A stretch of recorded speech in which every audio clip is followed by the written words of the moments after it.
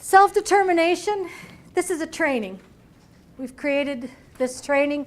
This is my research focus. You look at the literature out there and it tells us that our students with disabilities are not as determined as their peers without disabilities. And there's a lot of reasons it gives. It'll say it's too hard to include self-determination, development of self-determination activities in our classrooms. Maybe we don't want our students to, this is actually out there, maybe we don't want our students to be self-determined because it'll be harder to keep control of them. That literature is out there.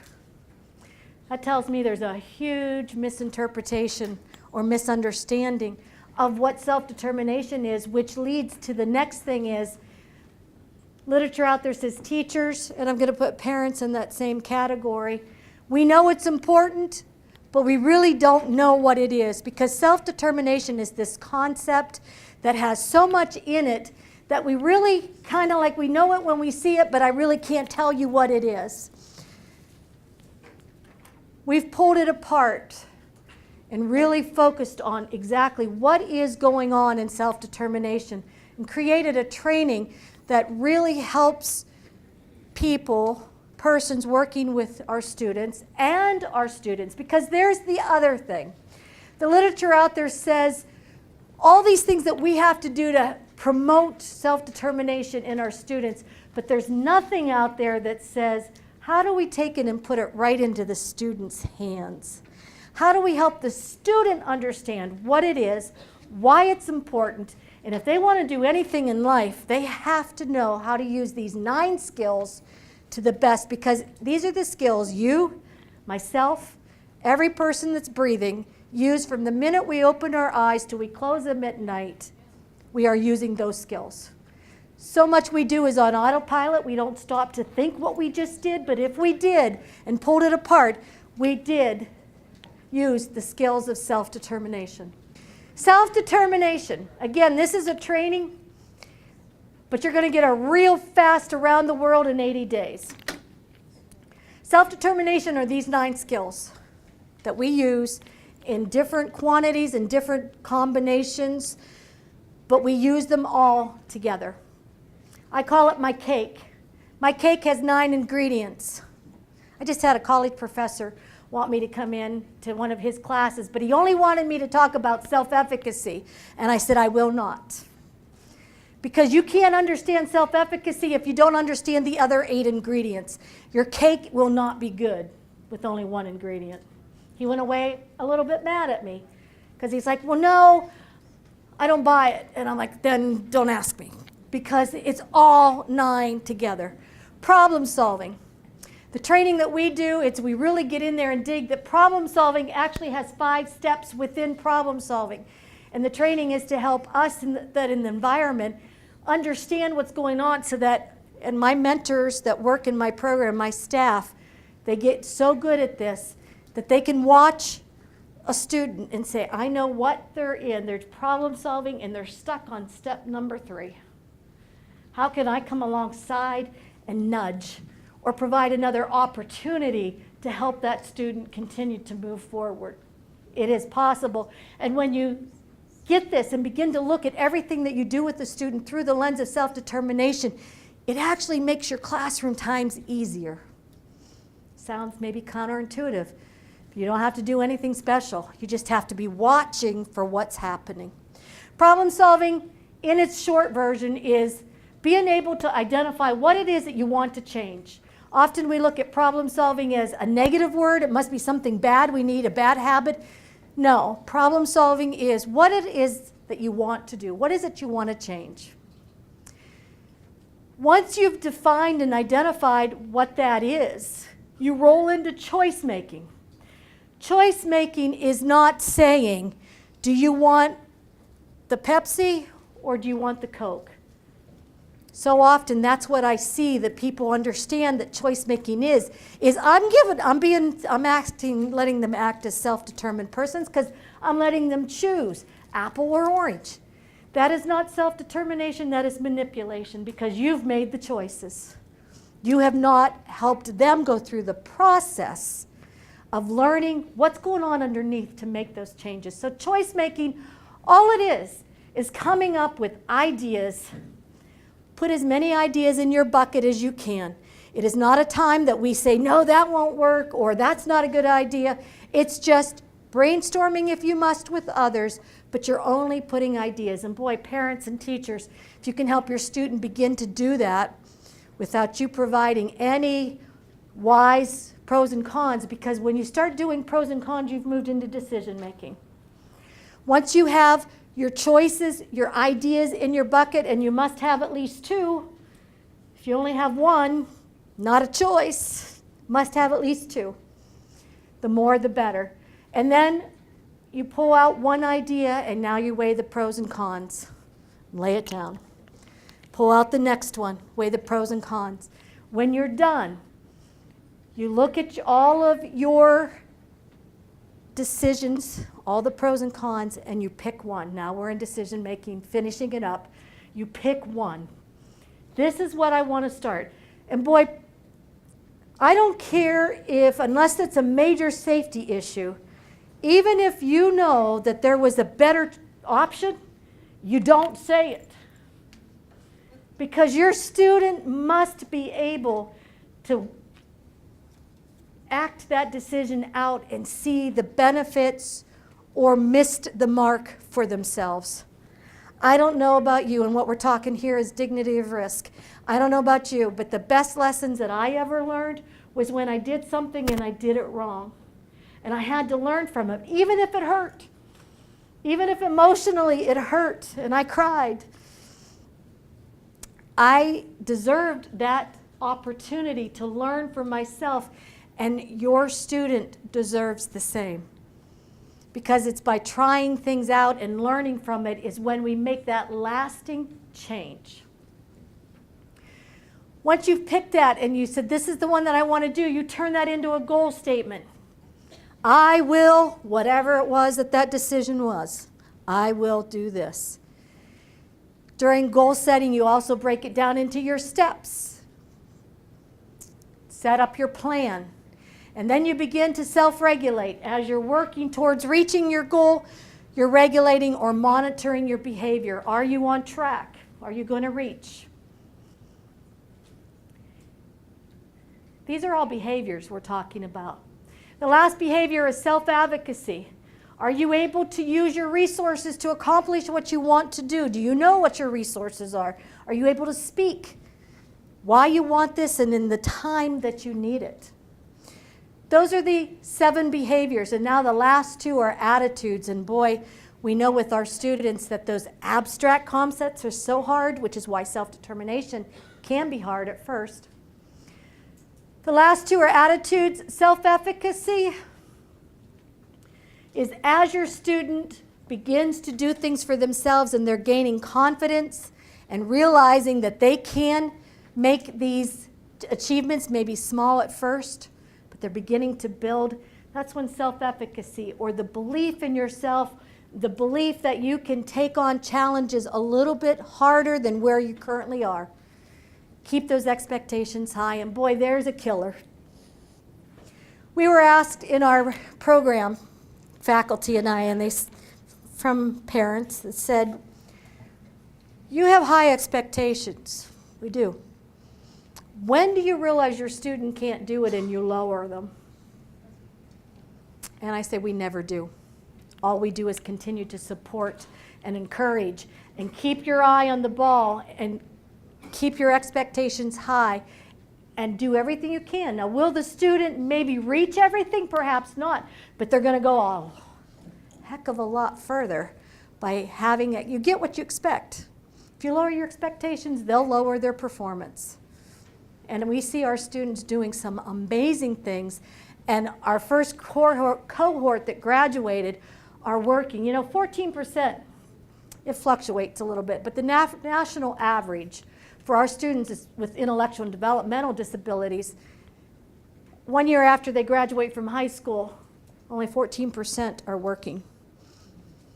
national averages. Pretty dismal. Our first cohort that graduated in May of 2015, we had 18 of the 20 that started our pilot program graduated. That's pretty amazing. One dropped out, the other one had health issues, and he will finish up this fall, so we will have 19 have graduated. Of those group that had graduated, 84% of them are working in part to full-time employment and competitive wages. Many of them in the field that they've chosen.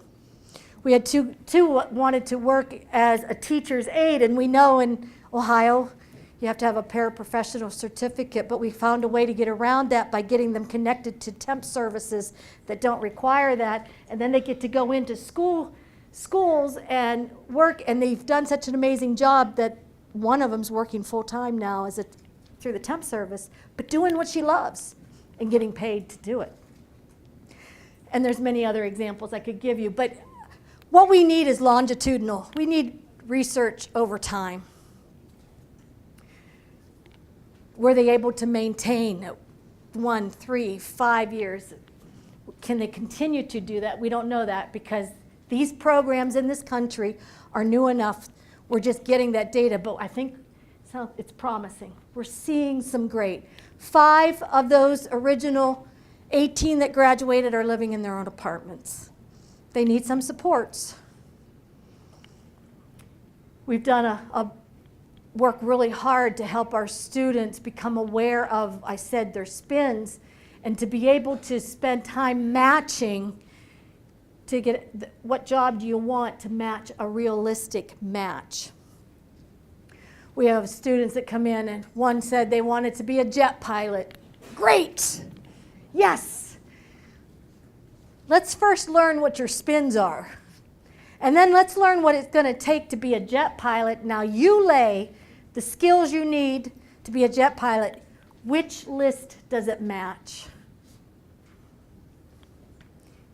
Till they come to the understanding, the self-awareness of, okay, I might not be able to be a jet pilot, but how close to the jet can I get? Now, we got something to work with. It is not up to us to tell them what they can or can't do, but it is up to us to provide the opportunities for them to become aware of themselves so that they begin to make better decisions for themselves. And so for that reason, it's not an accident that self-awareness is encasing all of the other skills, because without it, there is no hope for change. Students must have a good sense of self. This is the blue and the green model of self-determination. You cannot read a book and be self-determined. To be a self-determined person, you must have an interaction, a hands-on interaction with something you're doing with your environment. That's why opportunities are so important. And remember I said earlier that our students with disabilities are not provided the same opportunities. And if you don't have those opportunities, it could be something of the most simplest thing to something great, a greater opportunity. But if we don't flood them with opportunities, they will not be self-determined. Because it's through those opportunities that the student, the person gaining, and you know, I'm talking about students being in here, but it could be you. This is everybody. All of us use these skills, and we're never perfect throughout our entire life. It's always an endeavor. When it came to developing a program or finishing my degrees, I am probably one of the most self-determined persons that you could ever meet. But darn it, I cannot stick to a diet worth anything. I'm missing self-regulation. I could set the goal, and I know the reason why I need to. But boy, when that cake or brownie is sitting on the counter, there is not much monitoring going on. Okay? So, when we have lots of opportunities, from those opportunities we gain knowledge. And now we can make some decisions about that knowledge. And when we're making that decision of saying, this is something that's interesting, it becomes meaningful to me, meaningful to your student. And it isn't until it comes to that attitude of readiness, or this means something to me, it's only then that we can start developing skills. We can work with them all day long to say, you need these skills, you need to have these skills, but if they don't know why it's meaningful to them, it's not going to be developed to the depth that makes lasting, lifelong changes or skills. But as the skills begin to develop, and then more opportunities, more knowledge, more meaningful, and that begins to circle, begins to spin. What's happening on the outside is the green, and that's all of us. We are the environment, and our job is to provide and flood with the opportunities, to provide that feedback, to say, do you know what you're doing right now? You're problem solving. You just set a goal. You just reached a goal. It's our job to promote awareness of what they are doing until they can finally recognize, this is what I am doing. Providing access to social networks and more opportunities. And so we're kind of spinning too. But nowhere do you see the green or the blue touching. You want to know what pisses me off with my husband so fast? I'll be trying to open the pickle jar, and I'm struggling. And he reaches in and takes that jar out of my hand, opens it up, and there you go, honey. No, he loves me. He wants the best for me. You loosened it. What's that? You loosened it. That's how he got it open. Well, he wouldn't take that. He probably wouldn't say that I loosened it and got it ready for him. But I get mad because I didn't ask for his help. He just reached in and took it. He reached into my blue. We may really love we love our children, we love our students. And with the best of intentions, we're reaching in, thinking we're helping. But what you're actually doing is giving the subconscious messages, I don't think you can do this. And boy, you want to know what's damaging? Is that I was talking to a dad and his son that he came in just last week, and he had just heard about the program, and he came in and wanted to hear more. And when I told him this, it got real quiet. And he looked at his son and he says, do I do that? And his son said, yes, you do. And he says, do I make you feel like that? And he says, yes. I don't think you think I can do things. There were some tears shed that day. But Dad loves, you love your kids. But are you giving the message, I don't think you can? So leave my pickle jar alone. Now, if I get to the point that I can say, husband, strong man of mine, would you please help me with my pickle jar? I've invited him into my blue. That's different. Because I was aware I'm struggling. I'm aware I'm going to need a resource to help me do this. And since he's right there, he's my resource. And I've invited him in to help me. That is completely different than grabbing it out of my hands. So if I leave you with no other thought today, if you're grabbing and you're doing for without allowing the student a chance to become aware of what they are doing, why they might need help, but there's nothing wrong with letting them struggle until they get it. I have a video. I wish, you got to have me come back.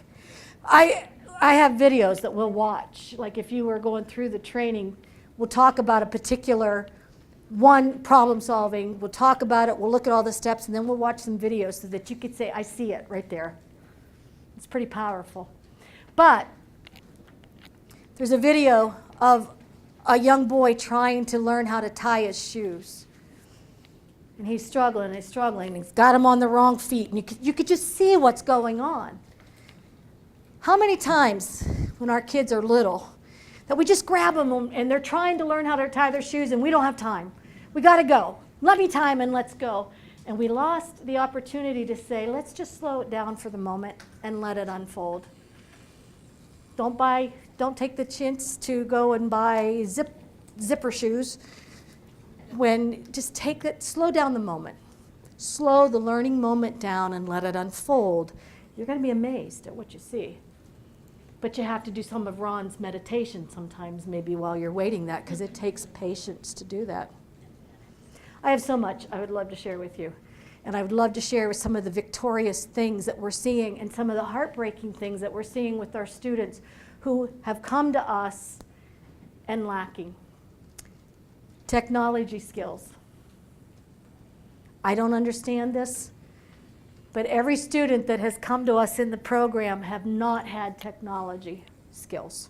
They may be able to do social media, might be able to play video games, things like that, but to use a computer, to be able to do the things that you need to use it to write a thank you note after an employer has taken the time to interview you. Or let's just talk about when's the last time you filled out you applied for a job and the application wasn't online. Boy, if you want anything for an IEP goal is get them involved as much as you can in as many computer, because it's not going away. As much as I'd like it to, I can't even run this little pusher button thing. All right. Oh man, I could talk. We should have brought our pajamas and we should have just settled in for the night, but well, the last thing I said was because the green is surrounding the blue, we can give the blue some leeway to move. If they get too off-center, too unsafe, they're going to run into us, and we can bounce them back, but we must give them that chance to wiggle a little bit. As we gain confidence, and as they gain confidence, self-efficacy, we can widen that green out wider and wider till they have more opportunities to make decisions and do that. But that's a process, but we've got to start it. Sorry. 5 minutes over. I have pamphlets here if you want for the program. So